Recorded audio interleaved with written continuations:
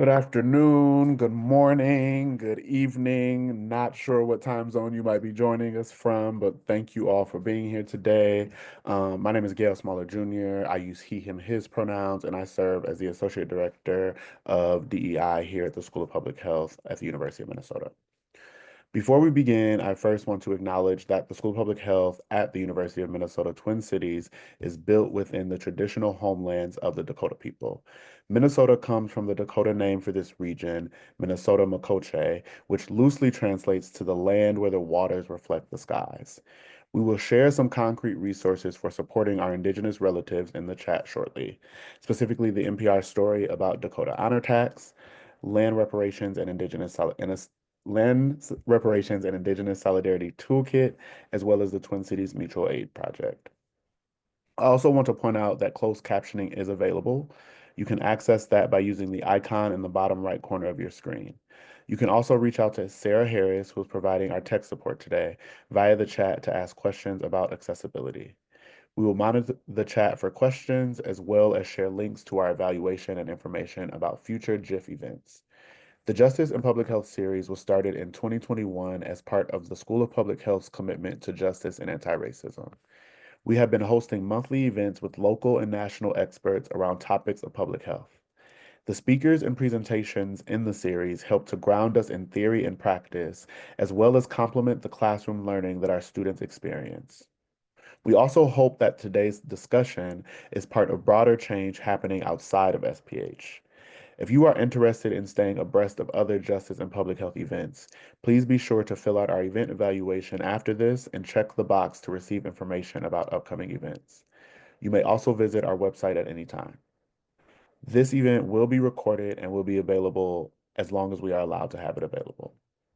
Now, I would like to welcome our speaker today. Dr. Jace D. Flatt, MPH, PhD, pronouns he, him, they, them, is an associate professor at the University of Nevada, Las Vegas, School of Public Health, Department of Social and Behavioral Health. Jace is a dedicated researcher who is passionate about improving the lives of LGBTQIA+, lesbian, gay, bisexual, transgender, queer, intersex, asexual, as well as additional identities individuals.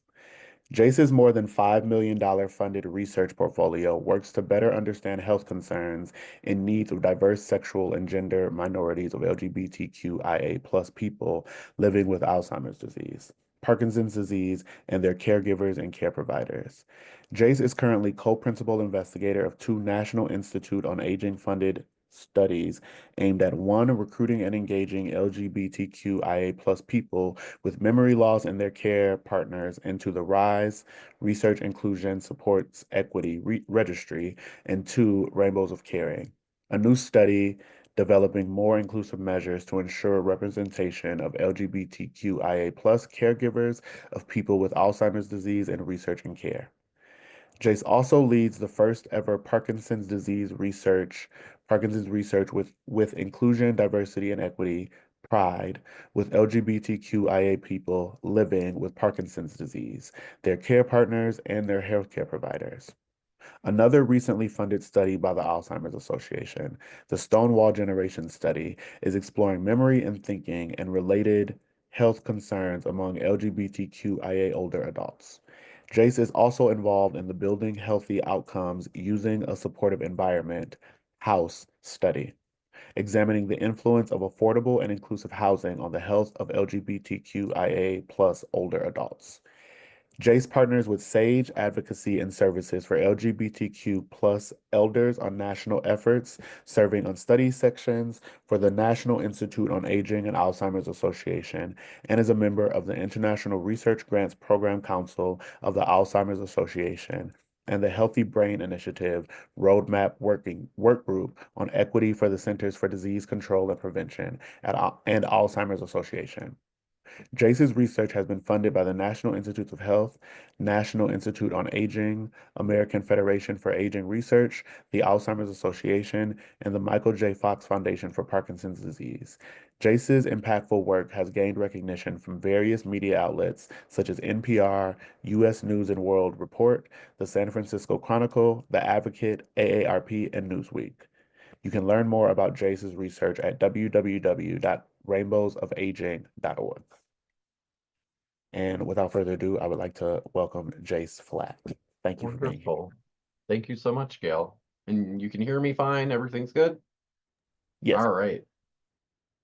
So I want to talk with you today about standing up for LGBTQIA plus voices in aging and Alzheimer's disease research. Gail, thank you so much for sharing about my bio, and I will be sharing with you some updates of what's been happening, federally with research funding. So much of the federal funding that Gail mentioned to you has all been rescinded or terminated. So I currently have no federal funding.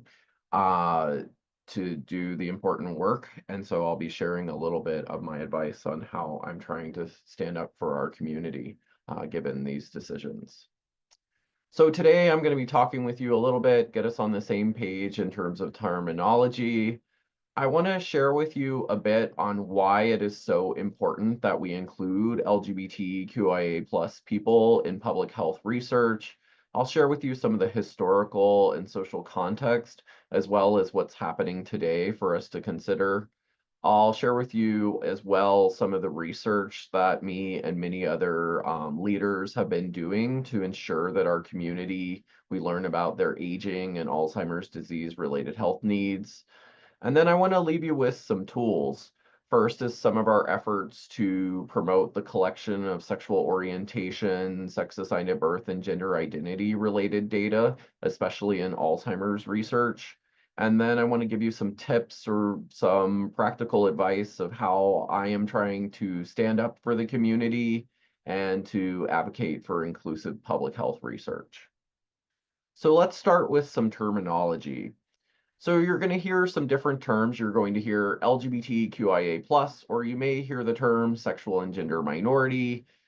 Sexual and gender minority is a term that the NIH used to use. They're not currently using it. This started in 2016 when the NIH, specifically the director of the National Institute for Minority Health Disparities, who has actually been fired recently, designated the community as a health disparity population for research purposes. This was really unique in that it has really highlighted the importance of the research and made it a priority for the federal government up until early 2025. And so, sexual minorities, this represents individuals who may self identify as asexual, gay, bisexual, lesbian, queer, or they may use another term, but they do not identify as heterosexual. Gender minority, this represents an individual who may self identify as transgender, non binary, or may use a different term to describe their gender identity or expression, but often it does not align with what society puts on people based on their sex assigned at birth. Uniquely for gender minorities, this also includes intersex people, but intersex people are born with differences in their sex development. It is not an identity, but given that this is how the NIH designated it, we often put intersex people in this group. They represent about 2% of the population, or what we say is common as people with red hair. You also may see the term cisgender. This is a term that's used to describe when people's gender identity and or expression aligns with the sex assigned to them at birth. It's important to note that you could be a sexual and or gender minority. So it's possible, right? For example, you could be a transgender woman and identify as lesbian, or you could be a transgender woman and identify as heterosexual. It's also important in our research, especially when we're thinking about aging populations, that we consider looking at sexual orientation and gender identity over the lifespan. So I also am going to today use the term LGBTQIA plus to represent really a diverse range of individuals who identify as members of the community. I'm not going to go through and describe all the language for you. What is most important is that we know that we use the language that our communities endorse. And this is maybe dependent on sort of the age cohorts that you're working with. So younger generations may be using other terms that aren't represented. But what's most important is that we just use the language that our communities use. And as I haven't mentioned, but indigenous communities may use the term two-spirit, right, to describe their sexual orientation and or gender identity. The piece to know is that the term sexual and gender minority that the NIH was previously using as an umbrella term to represent the community is not language often the community endorses. So it's really important that we use person-centered language. I love this image, the gender unicorn developed by the Trans Student Educational Resource Group. And what I really pull from this image is that gender identity, gender expression, sex assigned at birth, physical attraction, and emotional attraction all come on a continuum. So we're often, when we're trying to measure identities, we want to put people into boxes. And we actually know that that often doesn't work. It can be quite diverse of how people identify. So my example, for sexual orientation, I would identify as gay, but as my gender identity, I identify as non-binary. And some people will say, well, how does those two work? And I'm like, well, that's for me. These are my identities, and this is how I express myself. And sex assigned at birth, often, and especially right now with current government perspectives, they're only going to allow a binary option of male and female. But as I mentioned, over 2% of the population, right, is not born in this binary model that the government is basically forcing on us. And so there's at least 2% of the population that have differences in their sex development. This may be differences in people's reproductive anatomy. It could be differences in how their body responds to sex hormones, as well as differences in their genetics, right? And so it really is just to highlight that we are really diverse beings, both in terms of our biology, but also in terms of our identity. And here I just show a word cloud of just diverse terms that are currently being used by people to reflect their gender identity. This is likely out of date, and I will tell you that I don't always know all of the words, what they mean. But that's really not what's most important. What is most important is that we use language that our communities endorse and that we put it on ourselves to do the work to learn about the language and not expect our communities to teach us. And so that's a piece throughout my talk that I will try to emphasize. So I want to shift gears and have us think a little bit around why is it so important that we consider LGBTQIA plus older people, thinking about this in terms of the historical context, but also what's happening today. And so one of a really pivotal moment in LGBTQIA plus rights, one that has gotten most of the national attention, was in the early hours of June 28th, 1969, the Stonewall Uprising. And this is a moment in history where the LGBTQIA plus community, but especially transgender women of color, stood up for the community and said enough with the police brutality. And it started multiple days of riots in the evenings where the community was basically standing up against the brutality that they had faced for decades by the police. This led to major changes in some of the LGBTQIA plus rights and equality movement. We did hear about these happening even prior in California, for instance, the Compton Cafeteria Street riots, where transgender women were standing up also against police brutality. But this is the reason why we celebrate Pride in June. It is really to honor the pioneers that have fought for the rights of our community. And many of our LGBTQIA plus older people have grown up during a period where they have not had equal rights. And we know that the lack of LGBTQIA plus equality is linked with health disparities, especially in late life. And so this is just an important piece that we should be thinking about. Here, I just briefly highlight at the top some of the major timelines in terms of LGBTQIA plus rights. This is outdated given what's happening right now in terms of banning transgender people from using the restroom that aligns with their gender identity, or banning transgender people from playing sports. You may have heard in the news, right? Literally, these bans may affect 2 athletes in one state, such as Maine. So there have been a lot of progress, but also we're seeing a lot of unique challenges. And on the right, I highlight just some of these historical pieces to consider, such as the DSM not removing the pathologizing of being a homosexual until 1973. The fact that transgender people still today need to have something documented, in their medical record around having gender dysphoria or a type of disorder aligned with their gender identity. We see also laws, and honestly, some of what's happening right now reminds us of those times during the McCarthy era, where we see things like the Lavender Scare, where they're systematically firing LGBTQIA plus people who work in the federal government, as well as we've seen some progress in terms of legislation to protect the community. But historically and even today, many LGBTQIA plus older people and adults more broadly lack some of the basic human rights protections, things like housing, access to employment, and healthcare. And we know that these intersect when we think about groups from additionally marginalized backgrounds. So people of color, people living with a disability, someone living with HIV, and that impact, people that are immigrants.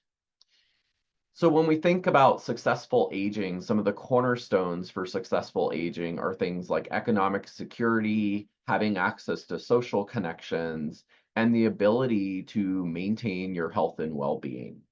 Well, these are actually key challenges for LGBTQIA plus older adults, but especially just old adults in our country, and I would say youth.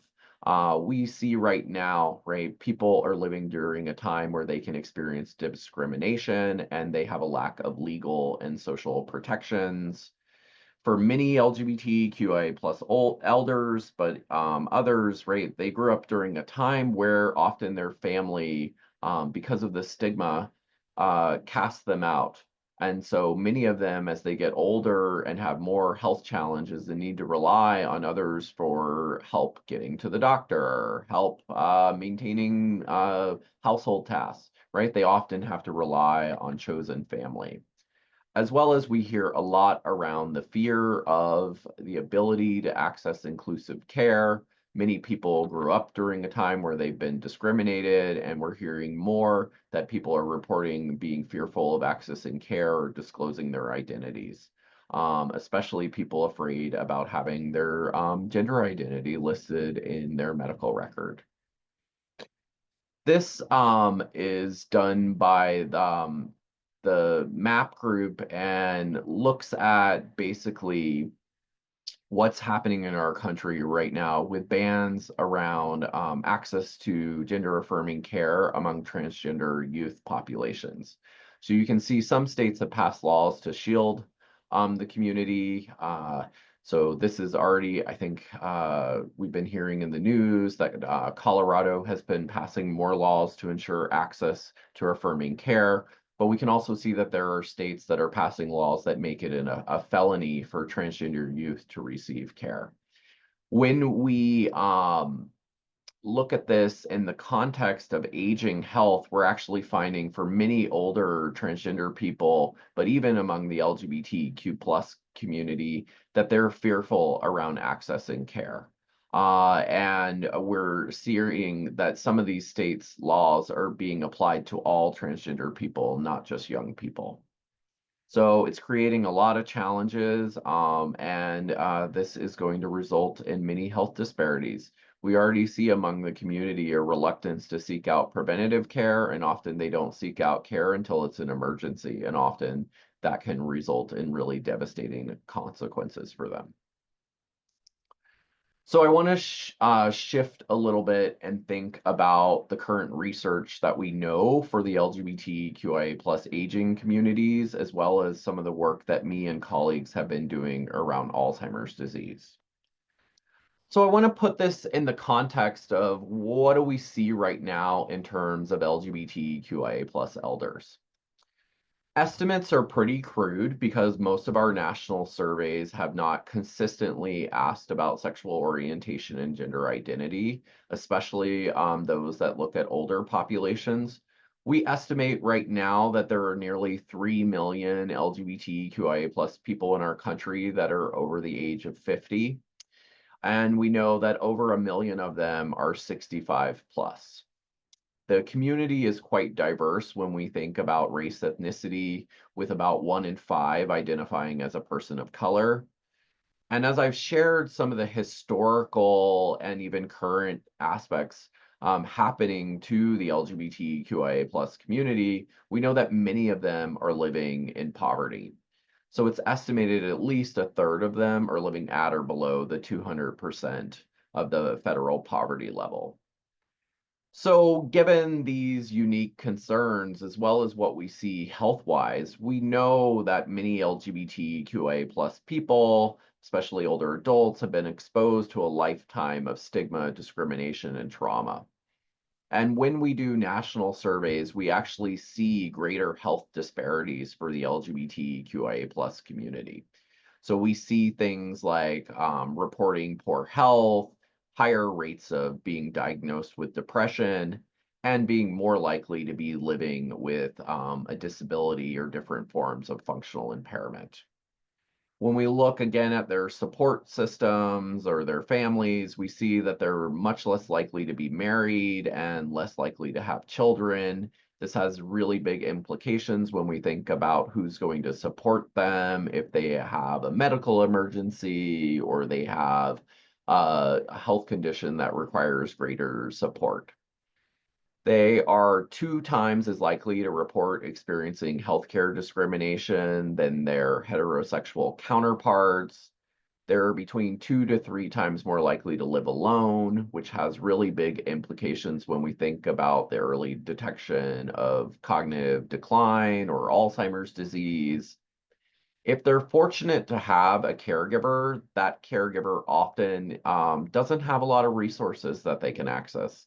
They often don't have very much support, which results in some negative consequences to the caregiver's health. And I'll be sharing some of the work of one of my colleague, Joel Anderson's, in a moment. And then I've already shared, right, major barriers to healthcare access, but especially when we think of long-term care services, we see a lot of reluctance to seek out these services among LGBTQIA plus older adults. So I want to shift gears and share with you a little bit around what we're learning about sort of concerns with memory and thinking, but also Alzheimer's disease. And so this first study comes from data that we utilize from the Center for Disease Control and Prevention's Behavioral Risk Factor Surveillance System. So we looked at data between 2015 through 2018 across 25 states that asked about it's as part of the Healthy Brain Initiative, there was a subjective cognitive decline module added. And this was optional, so only 25 states endorsed this, as well as asked about sexual orientation and gender identity. And so they asked them in the past 12 months, have you experienced memory loss or confusion that's been happening more often or getting worse? And here we can show you that among the LGBTQIA plus older people, they were much more likely to be reporting that they were experiencing subjective cognitive decline. When we looked within the group, what you see here highlighted in red are the groups that were reporting the greatest challenges. So we saw higher rates of reporting subjective cognitive decline, nearly 17% or higher among lesbian cisgender women, bisexual cisgender individuals, people who identified their sexual orientation as another identity, and as well as among transgender individuals. What was concerning to us is those that were experiencing subjective cognitive decline were also reporting more challenges in their everyday activities among the LGBTQ plus people, right? So more likely to report giving up their day-to-day activities, needing help with household tasks, and also saying that it interfered with their ability to stay social, work, or volunteer. So these are pretty concerning areas that often we see in more severe forms of cognitive impairment. So this is a self-report measure, so we can't say that it reflects that, but it's definitely concerning to us. We didn't find any differences between LGBTQ plus and non-LGBTQ plus in terms of talking to a healthcare provider about their symptoms. So I think this really ties to just the broader stigma around having memory loss, and being fearful around the loss of your independence or autonomy if you were to be diagnosed with Alzheimer's disease.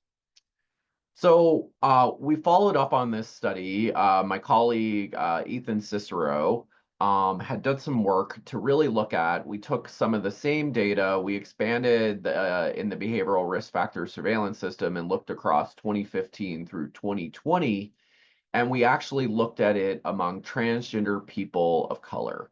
So specifically transgender people who identified, right, as a racial ethnic minority.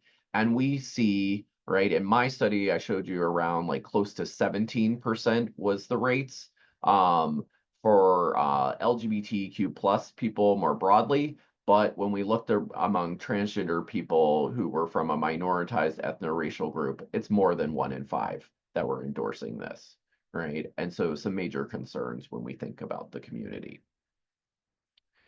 I replicated some of this to look at some of this work in a study, the Building House study, where we wanted to look among low-income seniors. And so this work comes from a K award.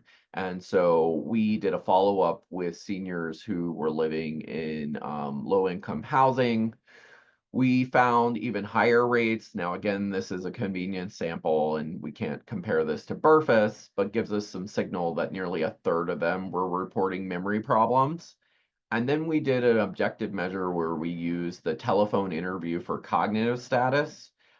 This is a screen that's based off the mini mental exam. And when we use just the basic cut point for experiencing cognitive impairment, we found that over 40% of the sample met sort of the threshold.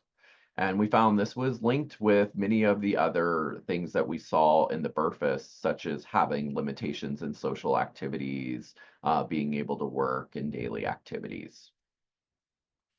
We also had a similar measure to as what was in the Burfess, looking at difficulties with memory and concentration. And this was a study with intersex adults where a community-based participatory kind of approach, so also a convenience sample. But in intersex adults that were over the age of 39, like 40 and plus, right, we found over 40% of them were reporting these problems with memory and concentration. So again, some signals showing greater concerns.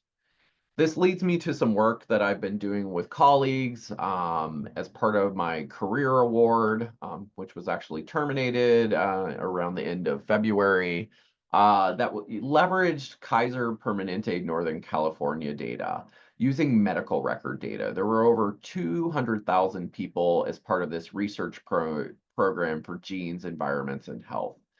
And over 4,300 of the individuals identified as lesbian, gay, and bisexual. And we use the medical record data to look at basically diagnoses of dementia over time.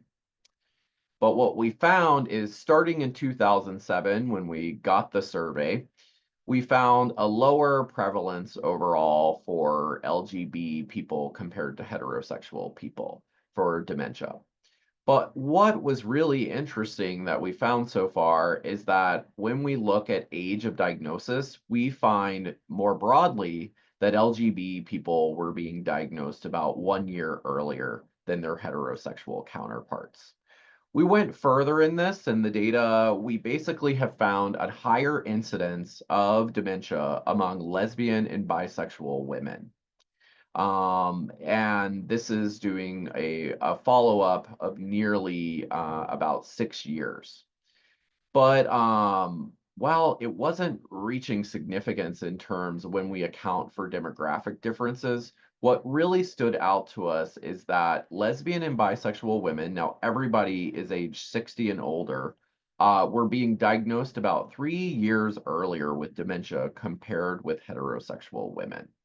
So to that really highlights a unique signal in terms of concerns around Alzheimer's and related dementias among the LGBT community. We didn't find any differences for men. So again, really unique, provides a signal, but I'll share some other results of what we're seeing more nationally.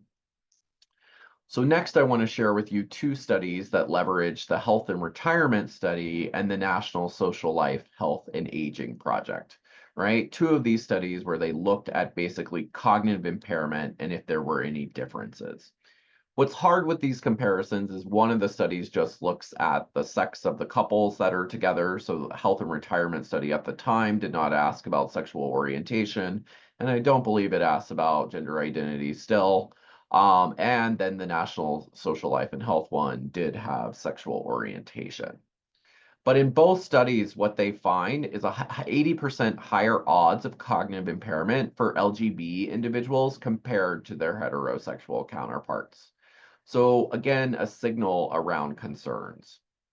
There's also been some work leveraging Medicare beneficiary data. So the first study published by Christina Dragon, who used to be at our NIH's Sexual and Gender Minority Office before it was closed in January.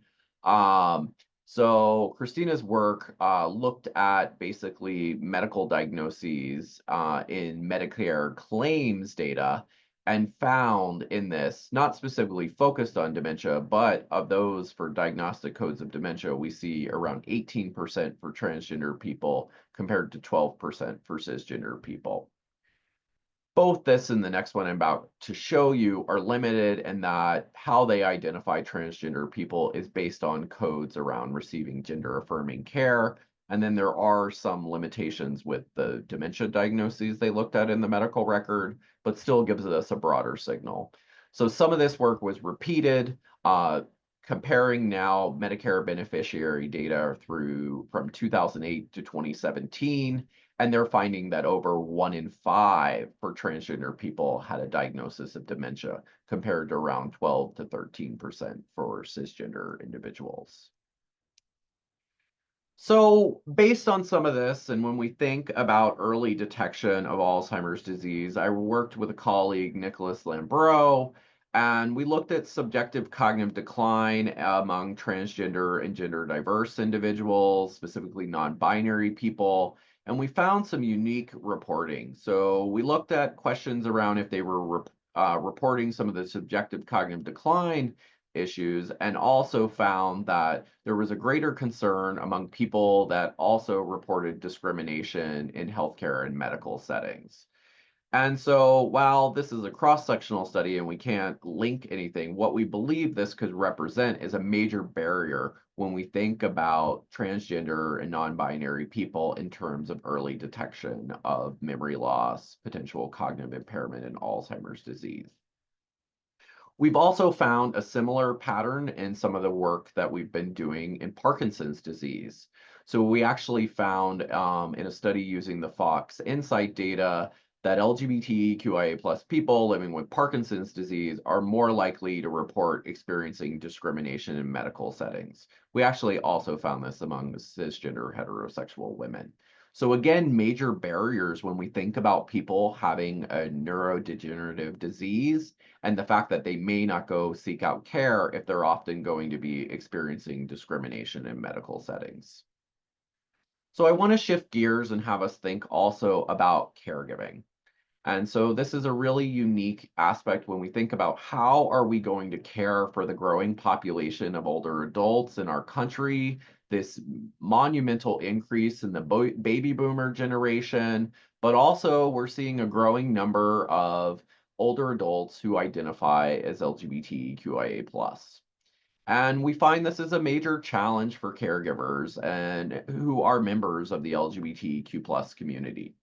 So we do find in a lot of the research that LGBTQIA plus people are more likely to endorse being a caregiver. So about 1 in 4 identify as being a caregiver. But what's really unique, I shared with you before, are major challenges and gaps in terms of access of resources and services. So we find that many times LGBTQIA plus caregivers are doing more intense caregiving tasks, right? So many times, over half of them are assisting with personal care. So this could be things like changing wound dressings, giving medications such as injections, right? As well as we see a major impact on their health. So, right, over 60% are feeling emotionally stressed. They're finding it hard to manage their own health and get enough sleep. And then there's a lot of fear if they realize they're at a threshold of, I just can't do this all by myself, they don't know where to turn. So they're really fearful to seek out long-term care services. They're worried about, who they're caring for being discriminated against, but also often based on some of the current guidelines, they're not eligible for a lot of the caregiving related entitlements. Things like your care recipient must live with you, or sometimes the eligibility is tied to you being a biological or having some kind of legal, like a power of attorney, in order to be able to access the services. My colleague Joel Anderson has also led some work looking at LGBTQIA plus caregivers of people with dementia. There are some really unique things that we can stand out. Now, again, this is a convenience sample, so it's hard to generalize to the broader United States, but we are finding a lot of caregivers living in small towns and rural areas, right? We're finding, 1 in 5 are providing care to a transgender or gender diverse person living with dementia. Over, a third of them are finding it difficult to be able to afford, the very basics. And then we're finding that many of them are not using respite or transportation services. So again, there's a reluctance to seek out using long-term care services for their care recipients. So this represents just some major challenges that we need to be considering in terms of the research. I want to shift gears and now start giving you a little advice on how I think we should stand up for LGBTQIA plus voices in aging and Alzheimer's disease research. So I have shared with you today that the community experiences some unique health concerns, and we're finding unique challenges around Alzheimer's disease. The data still needs more research, right? We're finding some evidence of higher concerns in terms of subjective cognitive decline, unique risks around Alzheimer's disease or diagnoses of dementia, but we don't currently have any federally supported studies that are currently, having large samples. There's a few studies that are left, but the majority of the Alzheimer's disease studies that were terminated in February and March were focused on LGBTQ plus populations and Alzheimer's disease. So if we're going to move this work forward, I think that we're going to have to really think about ways to come together, but also to promote our LGBTQIA plus aging community. So we need to be thinking about things like promoting resilience, tapping into our strengths, really building in and working towards our own cultural humility, thinking about how the community is experiencing historically, but even today, trauma. So bringing in trauma-informed care approaches and really committing to giving back to our community. So I encourage you, to look at things like community-based participatory research approaches when we think about working with communities that have been marginalized. So a big piece that I want to leave you with is we need to be thinking about trust. And through building that trust, we need to also bring our LGBTQIA plus elders to the forefront and to be a part of the work that we're doing. So we should be honoring our pioneers, our trailblazers, and our heroes. We need to be thinking about our own commitment to cultural humility, how we can build in some of the trauma-informed care practices, promoting strengths and resilience, learning from the past, but also giving back. And so I really encourage you today, to think about ways that you can give back. That includes hiring LGBTQIA plus people to work at your organization on your project. That includes giving money, right? That includes paying people for their time if you're doing research or any type of work, but also honoring your commitments, showing up when you say that you will show up. And I show this image just as an example of myself and how I am committed to doing that. We also need to be thinking about the collection of sexual orientation and gender identity. And so I want to shift and share some recommendations with you. A few of my colleagues are actually on this webinar. And so Ethan Cicero, I heard from today, and we in a group of us have been working really hard to make sure that the National Alzheimer's Coordinating Center included questions around sexual orientation, gender identity, intersex traits, as well as making sure that we give options that really represent the community.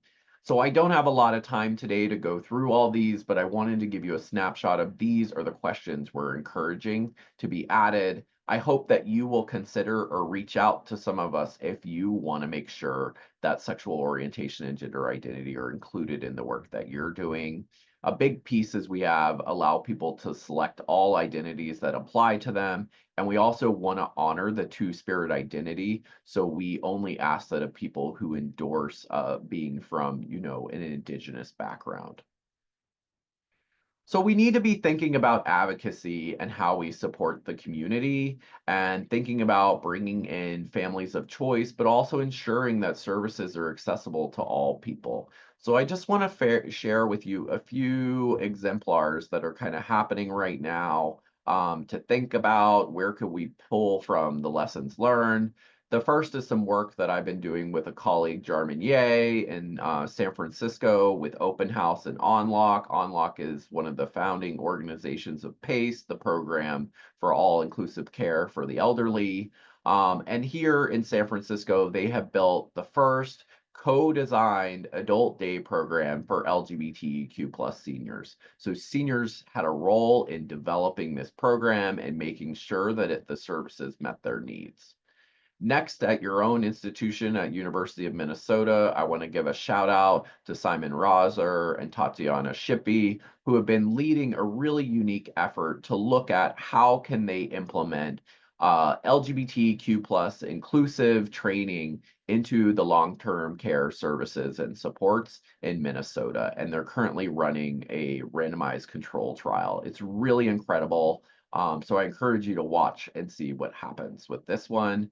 And then finally, my colleague Joel Anderson, myself, and others are currently working to adapt the Savvy Caregiver program. It's going to be called Savvy Caregiver with Pride to ensure that the educational intervention can really be customized to the needs of the community.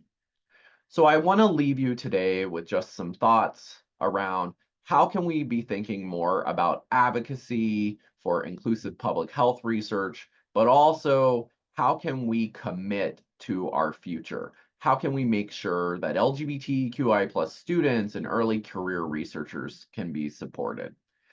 So I want to encourage you to think about ways that you can advocate for inclusive public health research. And again, the way I like to show this to you is to give you examples of how I am doing that. This includes writing op-eds. This includes going public about what is happening to NIH grants.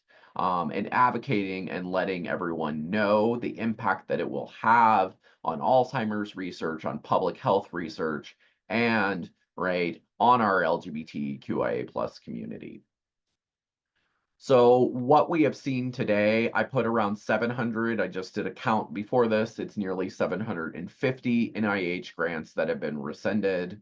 Over 25 of them are actually on Alzheimer's disease, And the major reason for this is that they are basically saying that studies that include LGBTQIA plus people, studies that include racial ethnic minority people, but especially studies that mention gender, they are saying is unscientific and has little return on investment and doesn't benefit all Americans.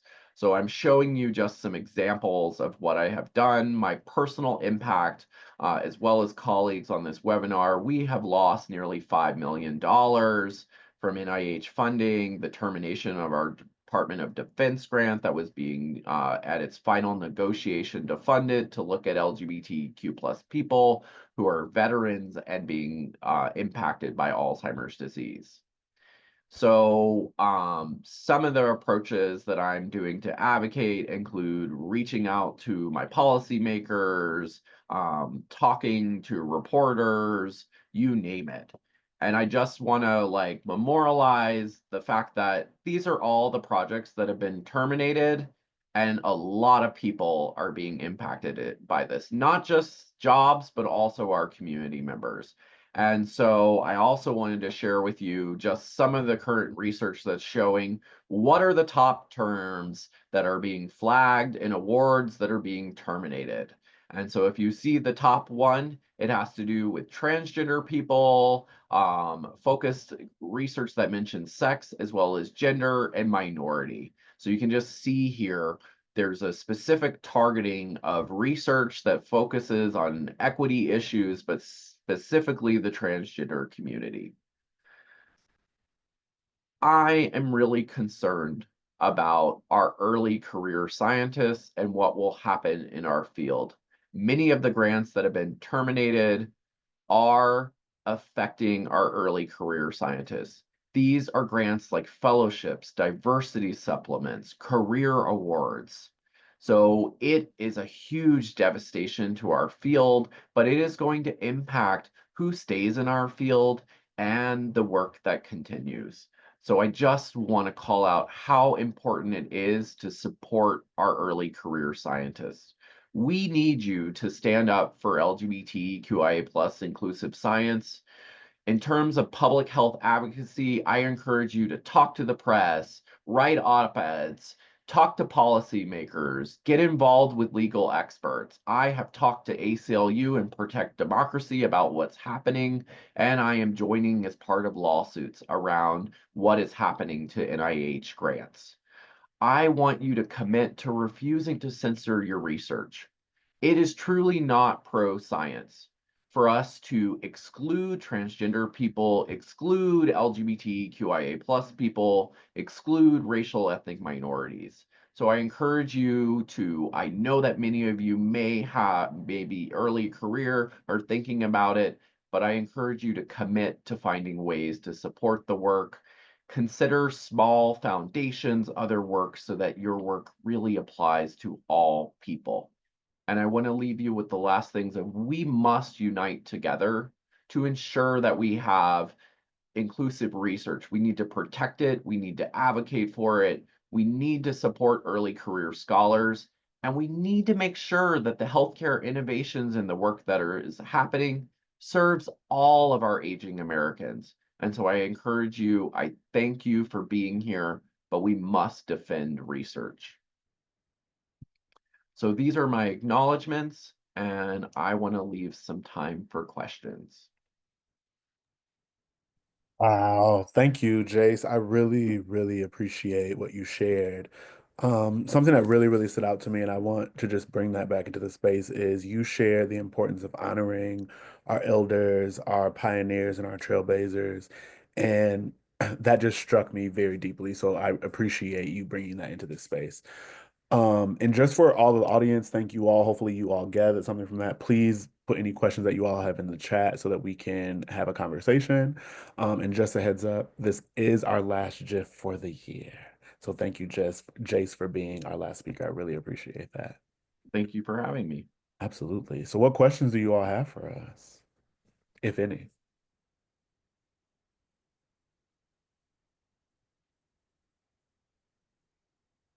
See some thank yous coming in.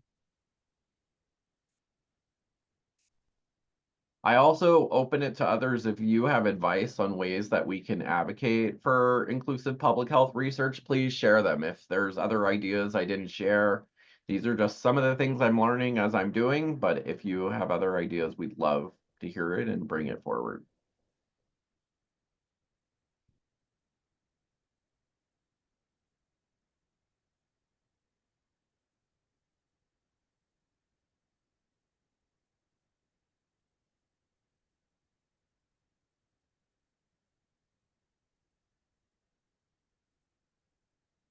And we have our first question. Right. Yeah. I want to make sure I'm saying this right. Margit, maybe?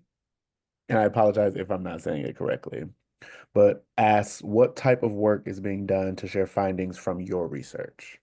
Yeah. So a lot of what we're doing is trying to find, it's been hard around the termination of grants, so we've been doing some communications around that. Um, some of the pieces we try to do are community forums. We go to, so for instance, in January, we went to a local advocacy conference focused done by the LGBTQ plus task force. Um, and shared about like the research with community members. I think going to local senior centers, coming to you today, right, to talk about pieces, finding really different audiences. We have tried things like newsletters, infographics, but I think the best part is to host maybe some type of forum, a live forum where you could share what you're learning back with the community, and ideally, if you can do that in person, if you've done recruitment in person, that's great. But you should really think about diverse approaches. And I think other ways that you can think about it is getting it out into the press. That can be another way to do it. Absolutely agree. Thank you for that. Thank you for the question and thank you for the answer. You can check out websites. I think also if you have a study website, that can be a great way to share updates or at least promote your events with your participants. But I think it takes a lot of diverse methods to make sure you reach people in all the ways that maybe you recruited them or they interacted with you.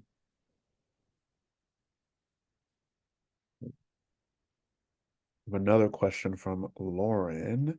Do you have any upcoming projects we can check out or ways to follow your work? Yeah.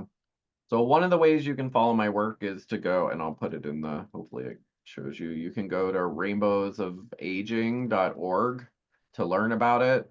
I'm in the process, I've shared, right? I've had like 4 federal grants that have been terminated. So that's requiring me to pivot a little bit and think about what's next. I do have an Alzheimer's Association funded um, project.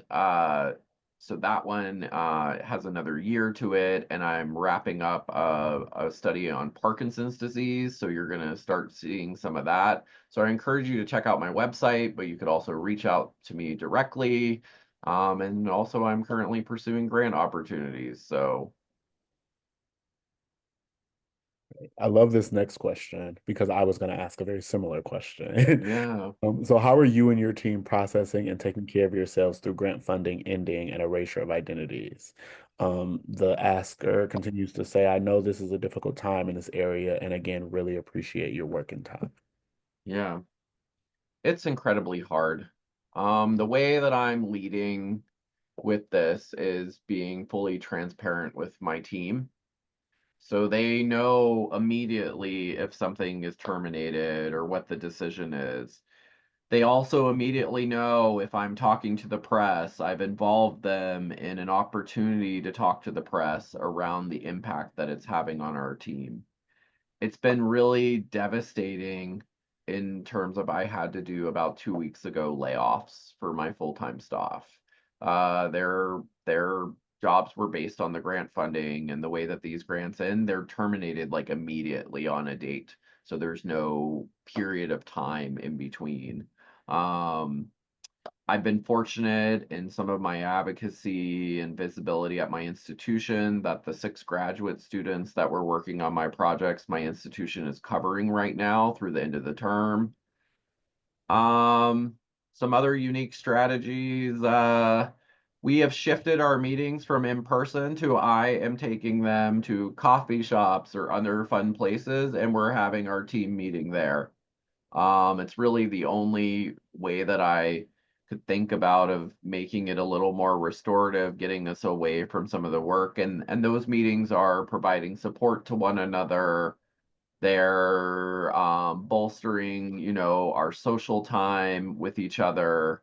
For instance, one of the weeks we actually went to a coffee shop and then went to a park and walked around a track for like an hour. Well, it was around a pond. It was more colorful and fun.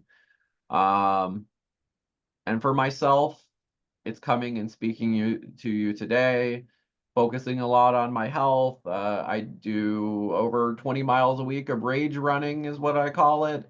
So that's part of the way that I'm coping. It's really hard. Uh, and I think we all have to do it on our own, whatever our coping mechanisms we have, then hopefully try to prioritize the healthy ones as much as possible and be with each other. I think that is another piece that we can learn from.